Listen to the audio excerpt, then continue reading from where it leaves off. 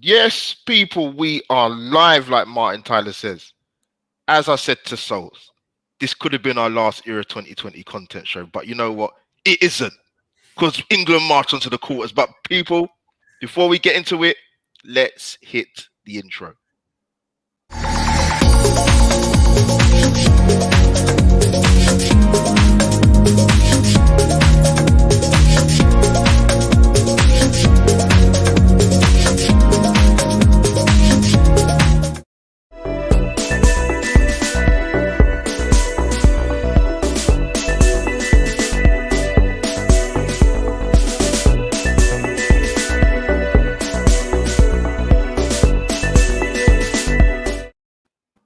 Yes, people, as I said before, we are live. Smash that like button ASAP. People, so yeah, man, match review, England 2, Germany 0. No, you are not dreaming. It did happen yesterday. You know what? We waited a long time to see this, but yeah, I'm happy, man. I am. Reflected on it sort of yesterday. Watched the highlights again yesterday. Wow. But yeah, so much to talk about. Got two amazing guests in the back. Before we bring them in, Souls, you was here in spirit yesterday for the watch along. Even though he wasn't here, but you know what I mean. But how are you, man? Glad to get you on again, bro. Oh man, I'm buzzing. I'm absolutely buzzing. I said this is the game where we set the precedents. But obviously, before I get my full-on opinions, we'll get the guests in first, and then we can really talk about it. We've got two clinical strikers in the house in the chat waiting to come on.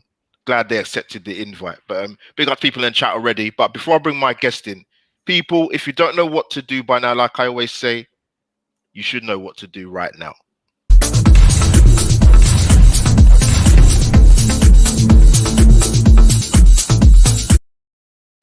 Like, share, and subscribe.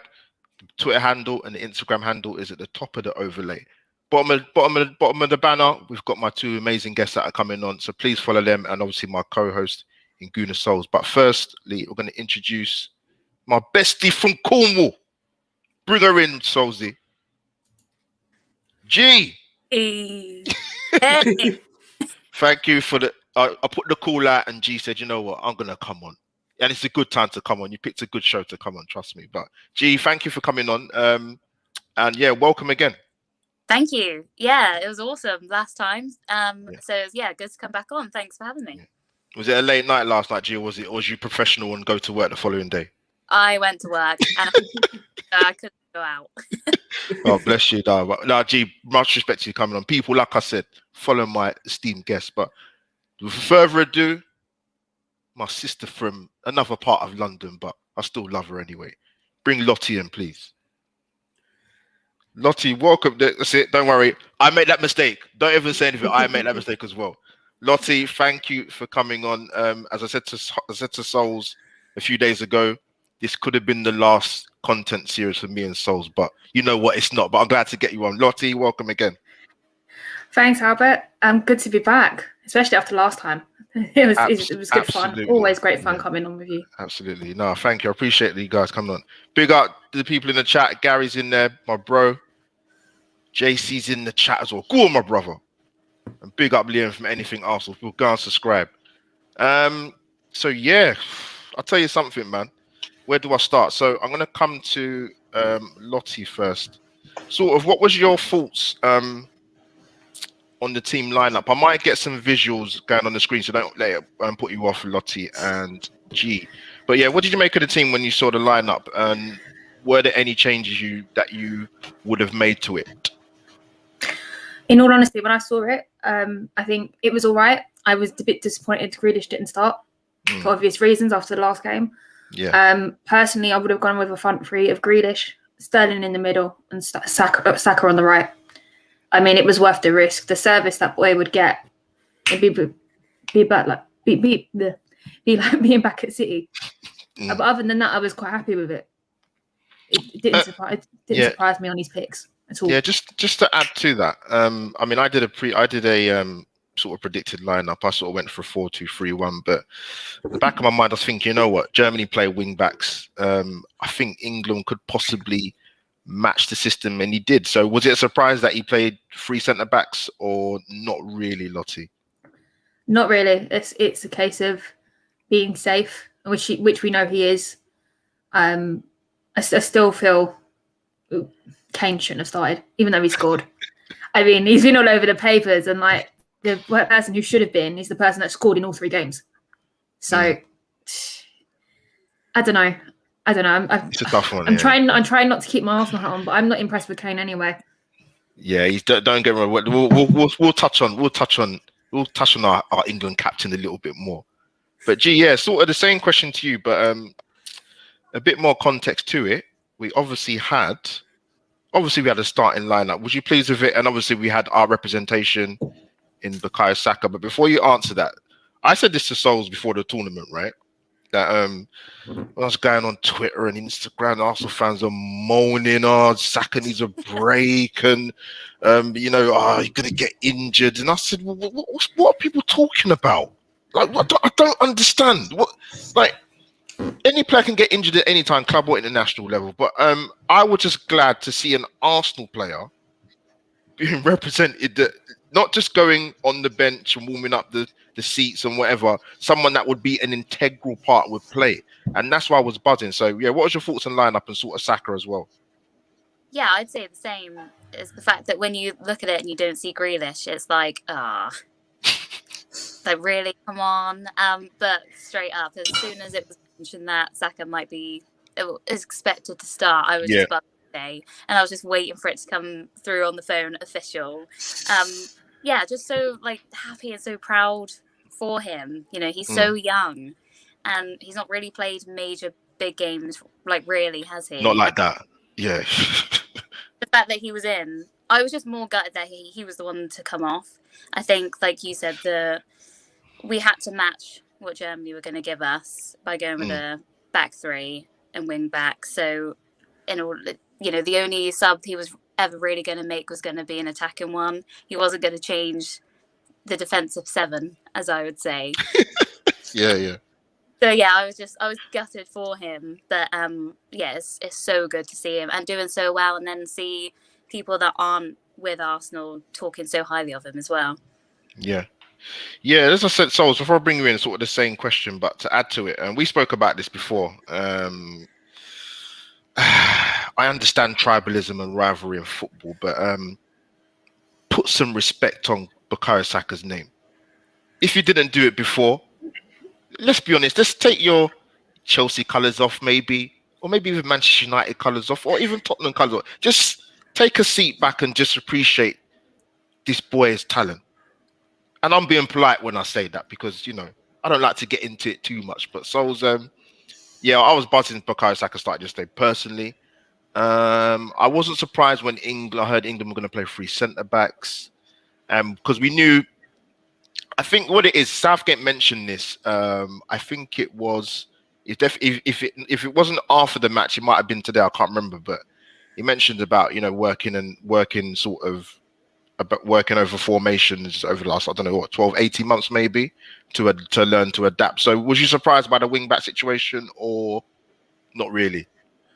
No, because if you think about how Germany line up, you have to kind of go and kind of match it in a way. I know we didn't match it directly, because obviously, but the way that we played was with the 2 sort of insider forwards who then the wing backs provided the width rather than Sterling and Saka, which allowed them to kind of pick up pockets of spaces which were being left behind. And I want to touch on Saka, right? Bukayo Saka at the age of 19 made the entire Germany defense move backwards. They tried to bully the kid, and they were like, nah, we can't do it. Because the guy spun Rudiger. Don't forget, right? Chelsea fans to this day are telling me Champions League winner. Yeah, man moved backwards. He shat his pants. He was like, "Oh no, I can't. I'm moving back." Yeah, Tony Kroos and Rudiger on job, man. Yeah. No, every time the guy touched the ball, I was like, something's like he's getting spun on his ass every single time. He tried bullying him, and he couldn't get him off the ball. A 19-year-old, and look at Rudiger, that's twice the unit, and like he couldn't do anything. It was mad. You know what? If people don't respect him, find another sport. That's all I'm gonna say. Football is simply not for you. Like like the thing is, when I knew Grealish wasn't going to start. I said this. No, I yeah, think yeah, Albert. I yeah. sent a message in that I wasn't it's surprised. going to be Saka starting, and he's going with Walker as well. Yeah. And he's turning into five. We found. Well, I knew about this, and Kesh obviously messaged it as well around 10 o'clock, 11 o'clock. So I already knew what the lineup was going to be, so it didn't surprise me too much. It wouldn't surprise me if it wasn't what I thought it was. So that would have been. I didn't have Grealish in my starting lineup. No, I had Saka starting. Yeah, unfortunate. Do you know what? It would have been nice. Like as much as I've been getting a lot of stick for what I've said about Kane, but look, he's had a Spurs fan. You're not the only one, Souls. You're not the only one. He's had a disappointing tournament. I am not saying he's had a disappointing season. Can we separate the two, please? He's been shit for England. He's been good for Spurs. I've said that, and I'll say it again. But no, the Spurs fans just feel like it's a personal attack on them. Yeah, they do. But I've seen a couple. Yeah, it's not. But it's just, I'm just glad Saka's finally getting the praise. Do you know what's going to happen, right? He'll get the praises now. And then all of a sudden, when he goes back to Arsenal, they'll forget about how good he is until he does it against them. Yeah, when he's in the red and white shirt, yes, it's a how can I put it nicely? It's a different agenda, should I say? Yeah, just a little parting shot to the even now. You know what? fans out there. People can't, when they're not praising him, they just don't say anything because they can't call him shit because obviously it's not true because he's done better than Foden, doing better than Mount, and that other kid ain't even there. So Greenwood, where is he? Couldn't make it. So. No, so sort of no, well said, man. People, like I forgot to mention, as I always do, and this I will put this on my Instagram, my IGTV, like I do, and this will go out to my audio listeners on Spotify and Anchor. Podcast voice time at some point. But G, I'm gonna come to you. Sort of I've watched the first half, and to be honest with you, I've kind of said this about England in the tournament. What did you make of the first half, firstly? And secondly, to add a bit of context to it, my frustration with England, even, sort of separating the euphoria of winning yesterday, because it was an historic win yesterday. Let's make no bones about it. In all our lifetimes, we haven't seen England beat Germany in a knockout tournament. Mm-hmm. We wasn't alive in '66. So, we can't go by that. So it was an historic win. But one thing I've noticed with England, G, is the passing needs to be quicker. It's too slow. When they get past the halfway line, it's like they get a nosebleed. That's why I was glad to see Maguire. Listen, people can say what they want about Harry Maguire. I said this to Souls in the last show we did. But he's a big plus for England because he brings the ball out of defence. He almost creates an extra midfielder. So do you agree with what I'm saying in terms of England's possession, or do you see it from a different angle? Yeah, no, I agree. I thought yesterday we started off like we were quite scared and probably taken a bit back by the occasion. You have to. I know they regularly play with thousands of people around, but for a solid year they've had not a single soul. No one singing to them, no one booing them, nothing. And then I think the occasion of it and everyone, the capacity was double what it has been. It showed a little bit in the first 10 minutes at least that they were probably, a little bit scared and thinking, oh, God, this is huge. But I think actually the turning point in the first half was Sterling's shot from outside the box. Yeah. Because then I think they probably thought, oh, actually, we're getting pretty good chances here. And there's a couple of times we got in there, nothing really on target than that shot. But I think that's then it started to change. But yeah, I hate seeing backwards and sideways passing. So, and I know you can't be full on going down, running out them all the time. I know that, but some of the body language was. I mean, I'm a player, so I'm being told it every week myself. You're standing facing as a midfielder your own back 4 or 5, whatever. So the ball is only going to go backwards. You have to be their body language at the start was so negative. It's like. The ball is going straight back where it came from. It's not going up. But I think we grew into the game really well, and they did it together. No one was rattled by Declan Rice's early yellow card, which I thought could have been a turning point as well. And they all sort of stuck together, worked together, and just came into the game, and it was just great to see. Oh, you're on mute. Well done. Cheers, Solzy. I saw you put in a private chat. Just to deviate a little way. Yeah, Jadon Sancho is confirmed to Manchester United. Wow. So we'll see what happens next season. Yeah, but I know the saga's over. But yeah, Lottie, sort of the same question to you. And also to add a bit more context to it. I kind of thought G made a good point. I do think England grew into it after about 20, 25 minutes. I thought Germany started pretty well. But I made this point in a few streams, and I said it to Souls. With tournament footballs, it's difficult. And what I mean is, it's very rare you're going to get teams go for a tournament 6-7 games straight, playing dominant football, controlling the ball, wing backs flying up the pitch. Tournament football's different. That's what you get when you get to the knockout stages, and that for me was pretty obvious in the first half. How did you see the first half? Do you think England were cagey, or do you think they grew into it? What was your sort of feelings with what you saw? I completely agree with you. I mean, they were very rigid. At one point, I was sitting there watching them, and they were just passing the ball around in a triangle. I'm like, what are you doing? You can't sit there all day.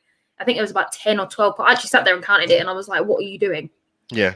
But I think definitely after Sterling's first shot, we kind of just fed off the energy. I mean, I saw Maguire wake up. He was feeding off the energy from the fans. The South Yorkshire boys picked up on that, and they were just, all of a sudden, we were up for it. Yeah. And I think that Harry Kane's shot on the end should have gone in. I'm still watching the replays and how did that not go in? Yeah. But I think he made up for that later, so I can't really complain about it.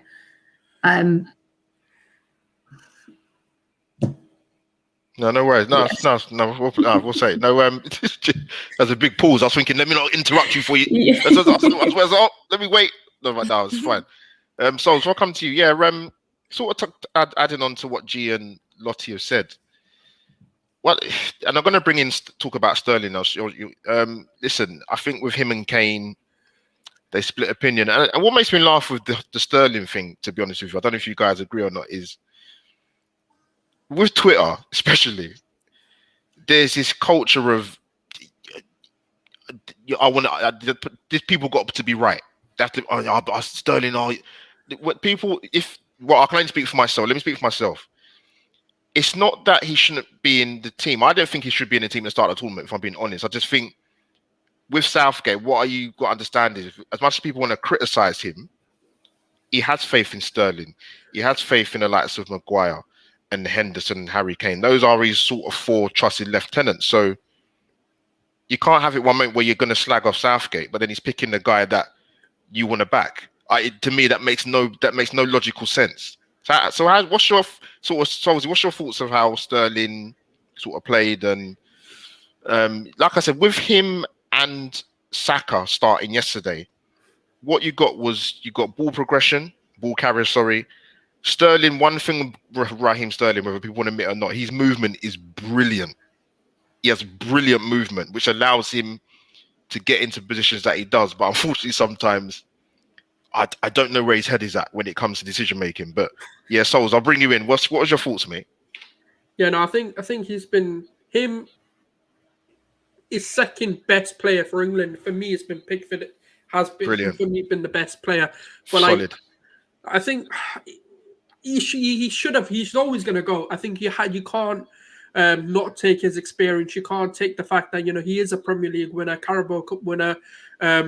He's always in and around some of the best teams in England. So you have to take him just for that. And it's paying off. I mean, 3 of the 4 goals have come from him. He's contributed massively to where we are. And, him and Saka were the only 2 really making anything happen. The minute the ball touched them, they were picking the spaces. They were really making it a difficult night for that back 3 to even do anything. And this is the thing, with Harry Kane, right? I said it. As long as he can stay as a striker, he'll score goals. He was a lot more in the final third. Yeah. I don't want to see him receiving the ball to centre backs. Yeah, and that's what changed really this game. And it was the fact that Sterling had an option, the fact that Saka had an option.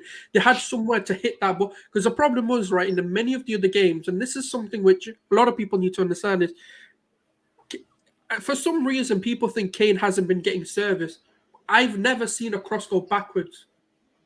I don't know how you're meant to cross it back to Maguire to receive service. I don't really get it. How? And that's the problem. Look, Harry Kane was now in the final third. Yeah. Did he or did he not get service? Yes, because he's there to receive it. And that's the difference. And that's why it looked a bit better. I think Kane looks a little bit better. But, it's one of those where, and I said it, Sterling is where Kane should be every single time he scores. Yeah, 100%. Even yesterday, that's where Kane should have been. Yeah, 100%. And that's the problem, and that's what I tried to explain to people. But because they've got this sort of they can't separate their love for Kane. Yeah. They don't understand that, and it's like a blind love and blind loyalty. And the thing with Southgate, right? He's scared to start Calvert-Lewin because he knows that's the truth.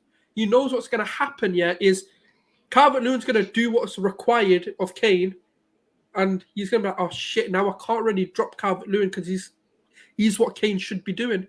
And that's why I think he's not played him. And I think that's why he's showing this undying love to Kane. And look, he's had a poor game, scored the goal, and that's about all he did. And that's as far as... I'm not praising the performance because I heard he was this magnificent playmaker, magnificent goal scorer, and I've not seen any of it. I'm not seeing one bit of it. The only good thing he did was score the goal. I could have scored it, to be honest. It's just he was in the right place. Souls, I'm not sure about that. No, joking. Mate, I'm telling you, I think anyone on this panel, could have scored that goal. So, Souls, before you carry on, I'm going to big up to Holly in the chat. Holly, the celebrity on BBC News. I saw it. Well, good on you. Yeah. Big up to Holly in the chat. Even though you're Tottenham and we should hate each other's guts, much love for you, Holly. Absolutely. So, big up to John in the chat and Gary in the chat. People, keep your chats flying in. No, I agree with the last comment you made. Yeah, 100%. Go on. Kane banging in more now. Was that? Yeah. He stepped with backtrack. Yeah, Kane played a bit more on. People might say that it kind of benefited Rudiger and Hummels and Ginter, but it's no point. Listen, Hummels has never had any pace. I'm not saying Kane's the next Linford Christie, but Hummels is as slow as he is. Even when he first joined the Germany team, the guy's got zero any sort of pace. He just has. But sort of when I come to G now, sort of going into what I loved actually. Calvin Phillips put in a beautiful tackle on Kai Havertz. And I was like, yes, that's what I want to see, man. He took the ball and the man. But sort of coming into sort of the second half, because the stats were pretty even in the first half from what I can kind of remember. It was more or less 50-50. I actually think for once in my lifetime looking at stats, it reflected the first half. Oh, but I think we had 52%, if I remember rightly. Yeah. 52 to 48, which I was quite impressed with. I thought it'd be the other way around. Yeah. They had a big chance with Werner, good save from Pickford. People might say Werner should have done better, but you've seen the season. Even that Kai Havertz shot in the first half where he just literally banged it. Two brilliant saves, to be fair to him. Yeah, so I'm going to come to... Who else is going to come to first? I haven't asked the question yet. G. It's going to come to G. I think, you know what it is? I get the Grealish argument, right? And we'll sort of touch on that probably a little bit later. But I think the timing of when England scored was massive. I think it was with 15 minutes to go, I believe it was. I couldn't believe he scored the goal against Sterling. I was like, this guy, I don't get this guy, man. I really don't. But like I said, he was in the position he was in because how can I put it?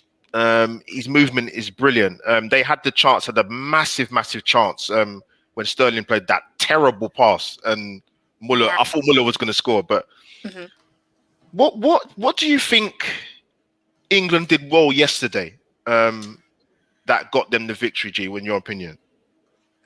I think they just stood up and battled together. Yeah. There wasn't this, I play for this club, so I'm better than you. they just literally looked at each other, and you had Pickford screaming from the back. Yeah. And I think it just came all the way through, and they were all just like, yeah, come on, let's do it. And then they were, like you said, with Phillips's tackle, that's what you want to see, is like, let them know you're there. Like, they're not pushing us around. This is our ground. We're at home. Yeah. All these people are here for us. So I just think they just stood up for each other. They covered each other. Even I've got to say, I've seen so many clips of the of Sterling when he passed it back. Yeah. Through. See the pace on Kyle Walker to get back. Yeah. He was way behind both Maguire and Stones, and he literally bombed it and overtook them and almost got to the point where he was going to block the shot. Yeah. I think a couple more steps and he would have been sliding in. But I just think and sometimes, you see things like that happen and the players just stand and think, well, that's gone, that's going in, and they don't put the effort in. But I think we just chased everything and they just played with their hearts, and you couldn't fault them, to be fair. Yeah, no, Lottie, before I come to you, people, smash the like button, like I said, if you haven't already, and follow my esteemed guests on their Twitter handles going along the bottom of the screen. And guys, like I said, you should know what to do by now.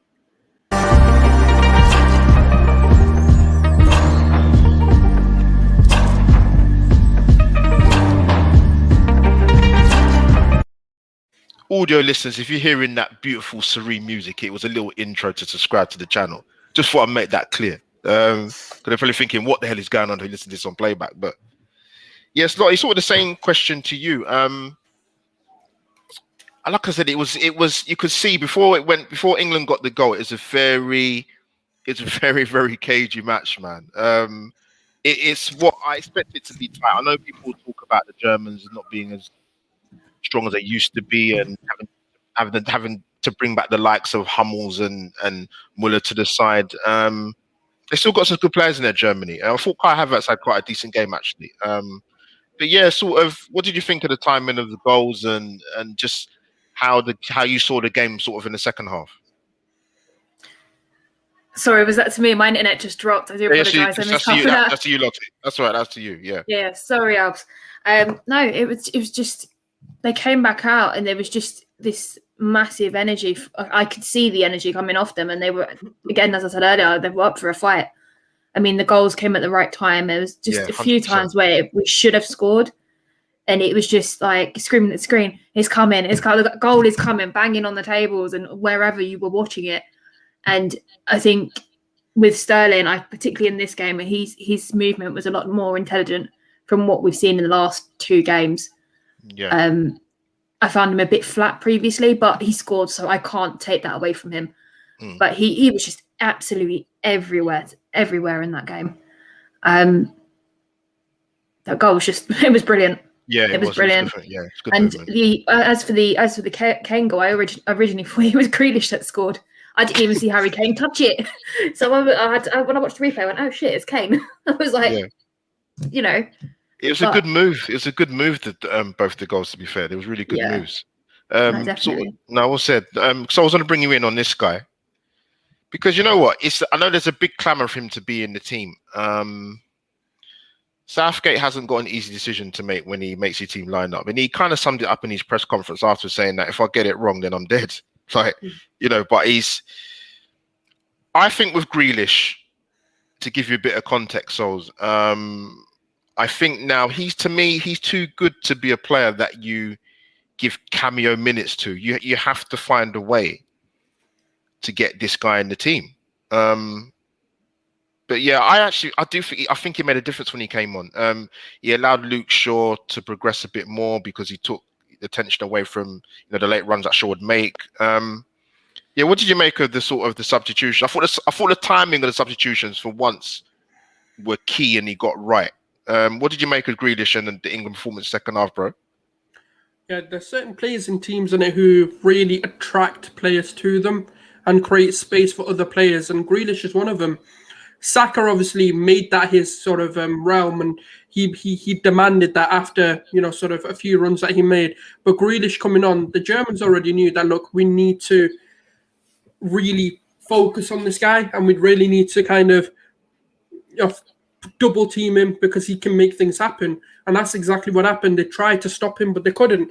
And Grealish needs people who can make clever runs, intelligent runs into the box for him to find. And man, like, do you know what? I'm not joking. Yeah, I can't remember. I think it was you, maybe Lottie, that said it. A front three of Sterling, Saka, and Grealish would cause mayhem because you'll get good movement, direct play, and all of them know what what they need to do. Sterling's movement at the end of Grealish's balls is exactly what you need. The only problem is, right, if Sterling was just a little bit better at heading the ball, and I think that would be like the perfect, sort of player for them to. But yeah, like you can't deny it. Like Grealish is just an out and out world class player who I hope to God doesn't go to City because that season over. Oh, Jesus Christ! If he goes there, so I'm hoping that doesn't happen.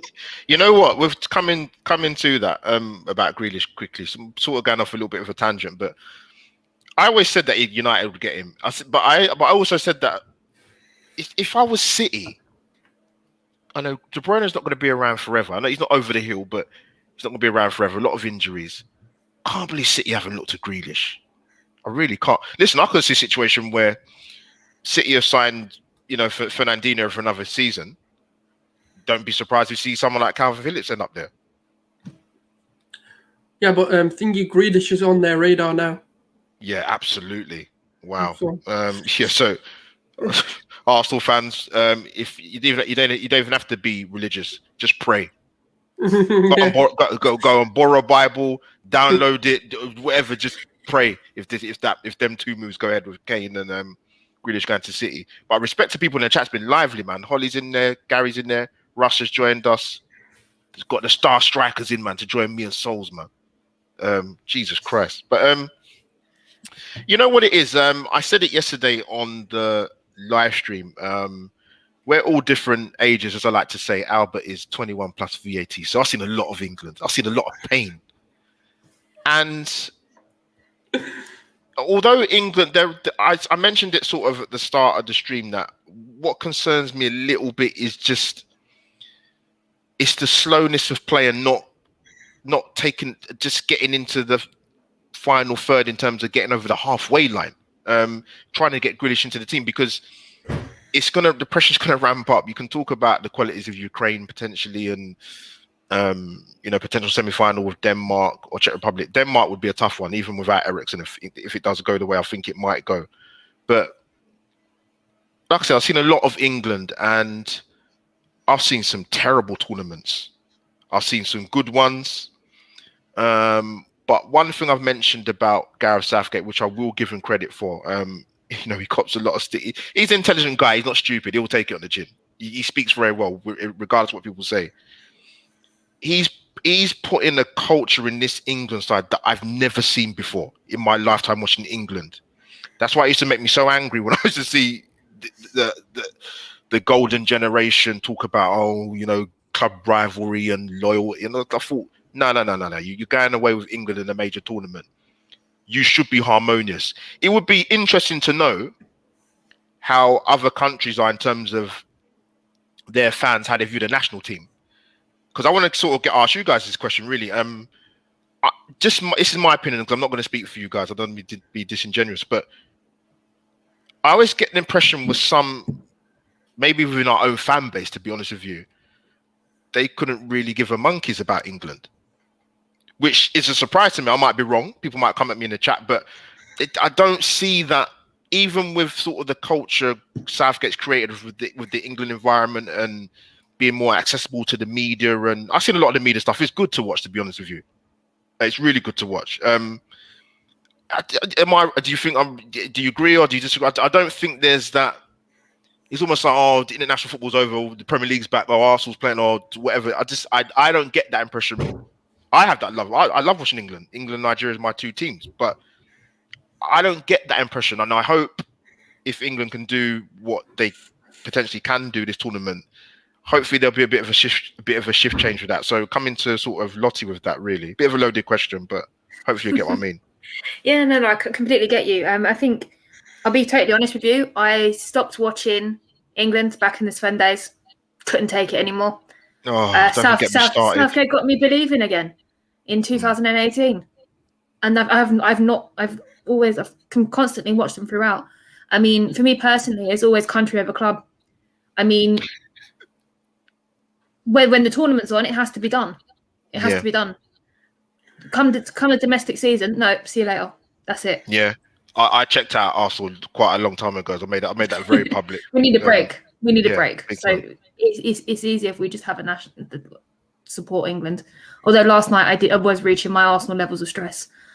Yeah, so I will said before I come to G with the same thing. Yeah, you know what it was? I was watching that game yesterday. That atmosphere at that stadium looked immense. When I saw the sort of the pictures cut to Declan Rice was rallying the crowd, and that got me. I must admit, watching that. Carl Walker, when England got I think it was Kane's goal, he was fist pumping. Stones was, and I felt that watching that. We wasn't there, and God, I mean, I know they said there was only 40,000 there, but it looked, when the second goal went in, I thought they looked like carnage in the stands. It looked crazy. Even the stewards are like, think, you know what, let's let these guys do what they're going to do, man, because there's no point. But yeah, G, do you sort of agree with what I'm saying, or do you see it from a different angle in terms of like people, how they feel towards England and what this tournament's done? Yeah, I mean, I'm the same as, well, I'm England when there's no Arsenal.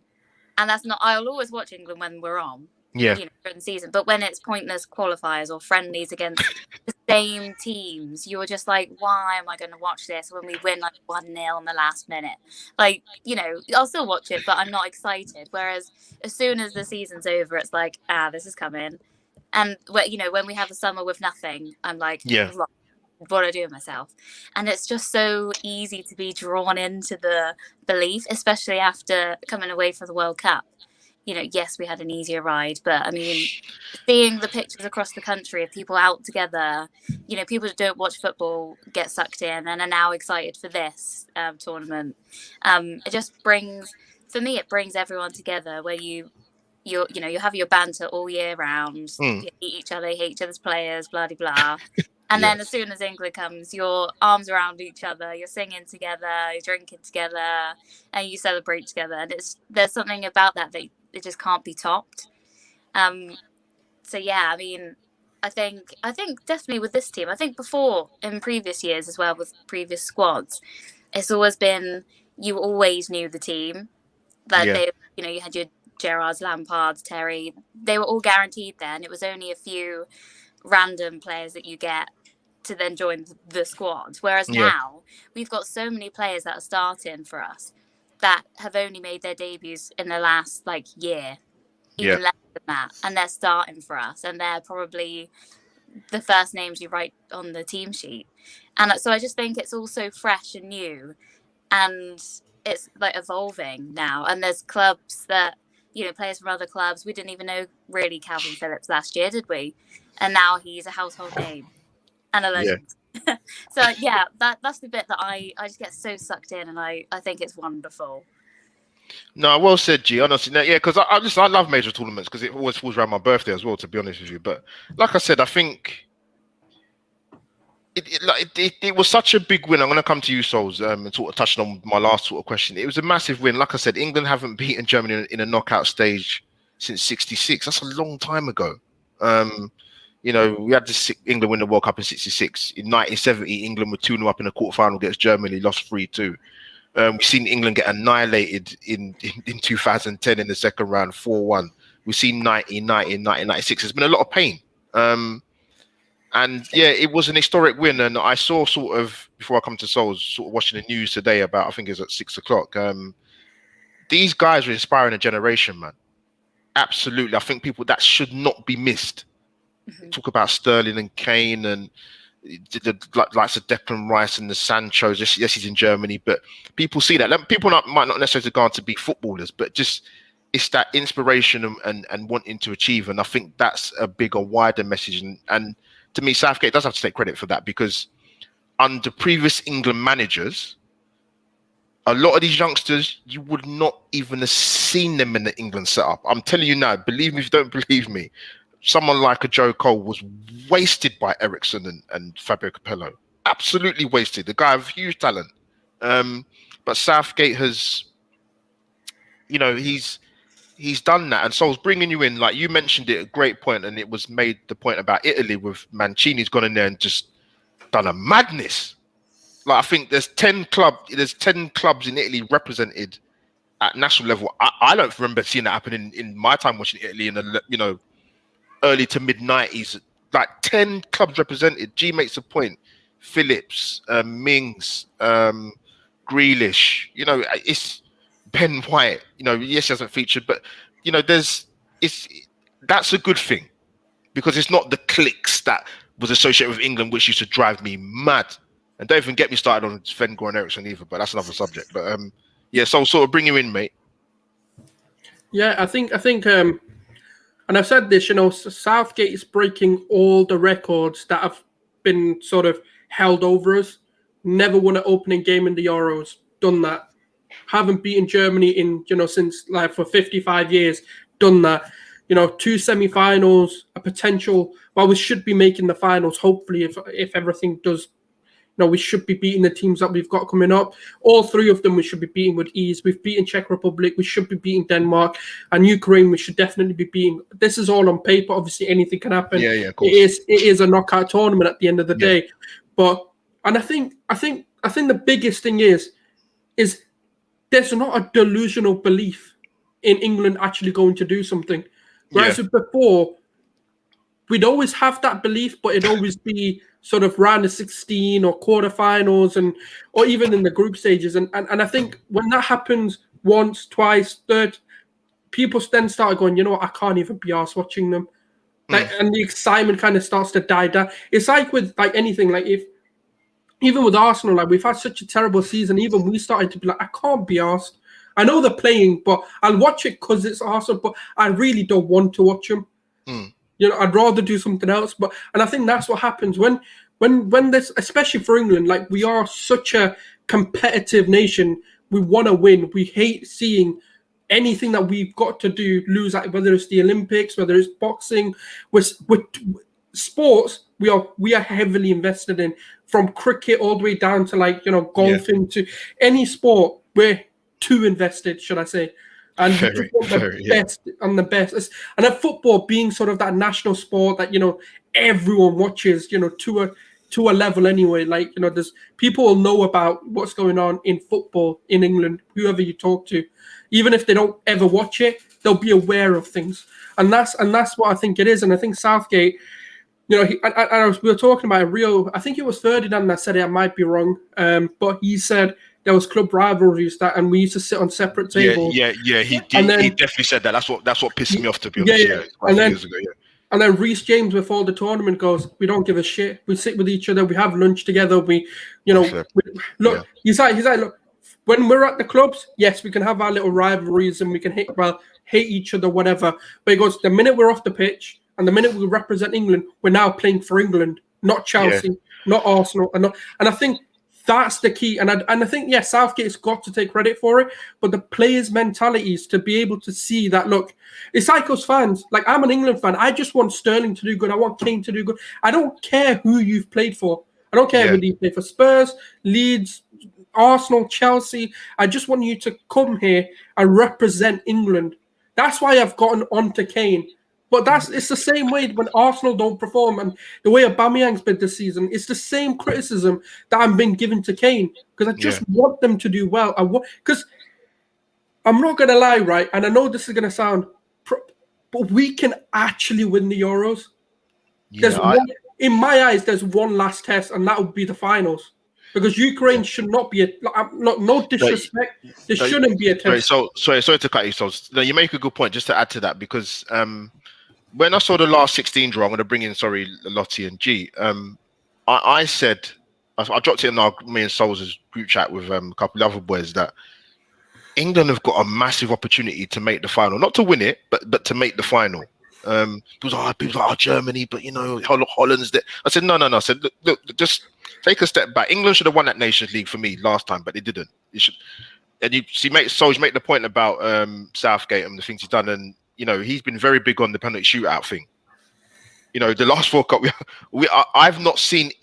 Well, I don't think I've seen England win a penalty shootout in the World Cup until and that happened. You know that it can't just be seen as it's a mindset thing. As it's penalty shootout. It's a lottery thing. No, it's not.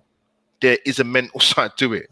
You can believe that you can go and win a penalty shootout. They even done it in the Nations League. Was it a year ago, 2 years ago against Switzerland when they lost to Holland in the semi-final? They beat Switzerland penalty. That's not an accident. Like this whole thing of penalties. No, there's a thing to it. Even Gary Lineker has been banging on about it for years.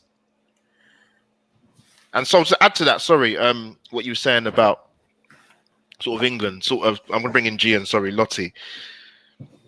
The thing is, if Italy had been in England's group and played the way they did and got through to the next stages of the latter tournament, defensively sound and 4 clean sheets, but there's something about this nation because it's England. Could have done better and creativity and tournament football is very different from entertaining football. Teams are not going to turn up in the knockout stage and just pummel teams. It's not going to happen.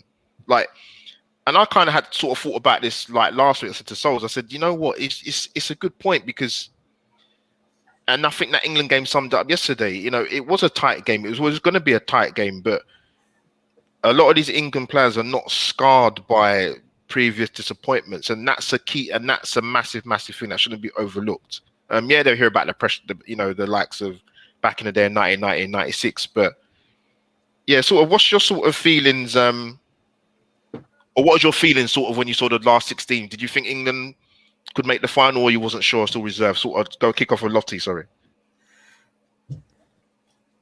She paused. Yeah, I think so. Yeah, we'll come to G, sorry. I mean, obviously, I think we all have this inner belief, don't we? That we want to say, yeah, we're going to win it. But there's obviously reservations in your mind, and you look at Germany, you think, okay, because history it shouldn't, but it does always come into it and plays in everyone's minds. Whereas we have been quite solid.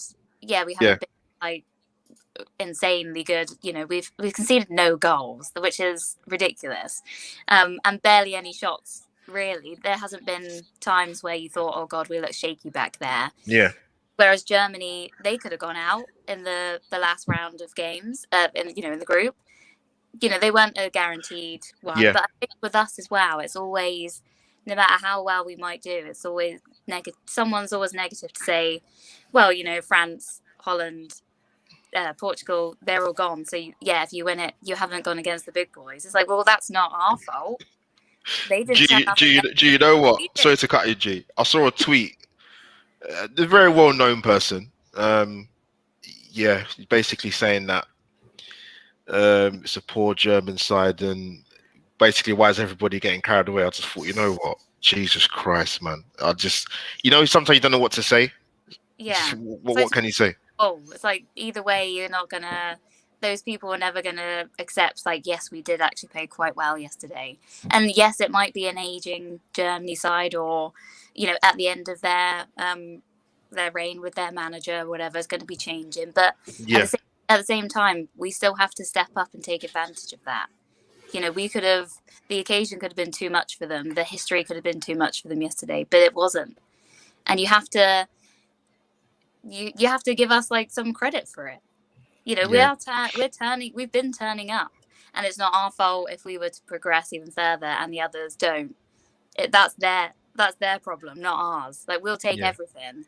Even if we were drawn against, how the groups could have gone and who we could have been on the other side, we still have to turn up and face them anyway. So, I'm just so proud of what we've been doing, and I don't listen to anyone that's like, they were a weakened team, they were old teams. They're still, every team's still capable, and I think especially in this tournament it really shows. The teams, even North Macedonia, they put some proper shifts in, which no one was expecting. So you can't just roll someone out because of their name, their country, who they have, the players, the age of the players. Yeah. So that's what I think about it, really. That's it, G speaking facts. Let me come to Lottie. sort of the question I was asking before, if I can even remember the question I was asking. But yeah, it's just basically, I think England, because we watch England, and like I said, people were like, oh, England ain't played that well. I don't think England were fantastic yesterday. What I think was, what my only nitpick is that they need to transition the ball a lot quicker. I'm not saying you have to hit Steven Gerrard Hollywood passes, but no. But you know what it is, Albert, though? Like I said, I don't mind if that's the case, if it's against Germany or if it's against Portugal, if it's against France, because you have to do it. Yeah. To add to that, it's not gonna. Someone made a good point. I think it was. Oh God, I heard it today. Podcast. I think Karen Carney said it actually. Said it's not necessarily going to be a pretty watch, but England have to find their way to get the job done, and I think that's what it comes down to. You're not going to see the Spain side of They're not San Marino where we're going to batter them 7-0. Yeah, like it's not going to be. It can't always happen. It's not going to be the Spain side. You're right. And I think the reason why I hate when people say that is because there are going to look when two big teams come across each other and they both to a level have a belief they can beat the other. This is the kind of game you're going to get. And to be fair, 2-0 is still a phenomenal result to get against Germany. It's a big result. It's a massive result. But guys, you know what? I know Lots. I know you're pushed for time. I know that. I'm very wary. So sort of going to wrap it up, but it's going to be sort of a loaded question. Who is your man of the match? I'm going to start with G, actually. Who was your man of the match yesterday? And what's your score prediction for England-Ukraine? I would have to say my man of the match was Pickford. Good shout. Just, he stepped up. Like, I think the first shot from Werner wasn't the best, but he still made the save. Then he made another cracking save out of nowhere. And you could just tell as soon as anything happened, he was straight up on his feet shouting at his players, to say you haven't done this right or what are you doing? He was taking control and command of them. And, if you hadn't have seen the camera go to him, you wouldn't have seen him doing it. So I think it just highlighted him so well yesterday, and you have to give him credit. He's been solid for us. And with Ukraine, it's not going to be an easy game. They're delighted to be where they are. They're fighting till the very last second. They're not going to give up. So I think it might be a tight game again, but I think I'm going to go with a 2-1. Go on, G. But that's it. No, good shot. No, you know what? I think Harry Maguire did officially get the star of the match, whatever the bloody way they call it now. But Lottie, who was your man of the match yesterday? And obviously, what's the score prediction for Saturday? For me, it's going to be a tie between Pickford and Maguire. Their communication between each other was absolutely brilliant. I think at one point I saw Maguire screaming at Pickford because he hadn't didn't have the left post covered, and he had to do his job for him. Do you know what I mean? And then obviously Pickford, he was just screaming at the defence to get themselves organised, and which sometimes I feel they do need. But it's a tie between them two. I can't choose, if I'm honest. No, good shout. I'm going for 3-1 England. Ooh, wow, confidence. Well, you know what? Off the back Saka to get his first goal. Saka to get his first goal. I'm still waiting for that. It'd be interesting. Listen, we're going to touch on. Me and Souls will be doing our preview show for Ukraine on Friday night. Timing wise, I'll be locked 7. Yeah, good. That's what I'd like to hear. That I was plugging that already. But so I was going to come to you, bro. I'll give mine last. But who is your man in the match for you, bro? And what's your thoughts about the game on Saturday? Oh, do you know what? I don't even know who to give it to, because you could give it to Sterling, you could give it to Pickford, Maguire. I just think I'm going to give it to Pickford just because I haven't given it him before, and I think he's been my so far the England player of the tournament. I just think he was commanding 2 brilliant saves that could have actually taken us out of the game. That Kai Havertz save, look, I know it was in the middle, sort of at him, but he hit it well. He hit it really well with a lot of power. Needed to make that save, and I think it was just a lot more commanding of the box. His distribution again, with better players or with more direct players would have started something. He's, you know what, it's a close one with Maguire, but for me, it's Pickford. And I think against Ukraine, I think we're keeping another clean sheet. I don't think they're gonna have enough to break that defense down, and I think it's gonna be a 2-0 England win. Yeah, I think that's a good sound score, 2-0. It's a good sound score. What is the host Albert JTV going to come up with? What am I going to say? You know what? There's some obvious standouts. Maguire was colossal. He was brilliant. Pickford's had a very good tournament. He's looked very self-assured. He doesn't look erratic as he does sometimes with Everton. My man of the match, I said it at the time, and I didn't even think about it. I thought Declan Rice was outstanding. The guy, I'd love to know the kilometers of what he ran yesterday. I thought he was brilliant, and like I said, he broke up play, he intercepted well, he worked well in tandem with Phillips. I thought he was outstanding. Like I said, when they cut to that shot of him sort of geeing up the crowd and pumping, that gave me goosebumps, man. Watching that as a viewer at home, I mean, goodness knows what it would have felt like at the stadium. I think I would have lost it, but no, I thought Declan Rice was outstanding, honestly. Wow, what a mythical performance. And, you know, for those that do want to give the Graham Souness school of critique on midfield players, so be it. But I thought Rice and Phillips were very good, but I thought Declan Rice was outstanding. Big up to people in the chat. Grealish, we've seen Grealish made an effect. He affected the game, and that's what you want your subs doing. That's what Italy did the other night against Austria with Chiesa and Bassina. Guys, big up to the guys in the chat. Thank you for joining us on the live stream. It's been lively, the chat in there. Russ, Mike, Holly Agumbar, Gary's in there, John O'Mara, my boy from back in the day. Go on, man. The chat was lively. I kept up with it well. Two amazing guests, my brilliant strikers that came to the forefront today for my live stream. So big up to Lottie for coming on. Where can the guys find you for your latest YouTube content? Well, you can come catch me in 2 minutes on Cannon Chat Up Live with my co-host G. We're doing our own England review. It's just us two. We haven't got any star panel today. So if you want to come over, just come jump over and join us. No, big up. People, go and subscribe to Cannon Chat and follow Lottie. Like I said, the details, if you're watching this on the rerun, you will see everything. Banners, things going along the bottom of the screen, all that stuff. G, much love to you. My Cornwall bestie coming on again. The Lionel Messi of Cornwall. He still can play ball. But G, thanks for coming on. Where can the guys find you? Yeah, just head over to Twitter. Is it Lil Trigger 2? And I occasionally pop up on other people's channels, so look out for that. No, big up to you two for coming on. Great panel, great feedback. Soul's my co-host, my bro. We're still going strong, man. Still going strong, bro.